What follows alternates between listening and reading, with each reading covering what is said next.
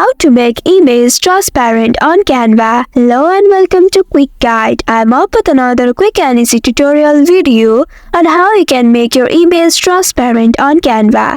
For that, you'll have to open your Canva application on your mobile device, and once you reach the home page, click on that plus sign at the bottom of the screen to select a photo. After selecting the photo, below you will see Use in New Design option. Click on that. Now to edit, click on the photo in the Canva interface, and below the photo you will see a range of customization options. Swipe left to find the transparency. Click on it and use the slider to adjust the transparency level of the photo.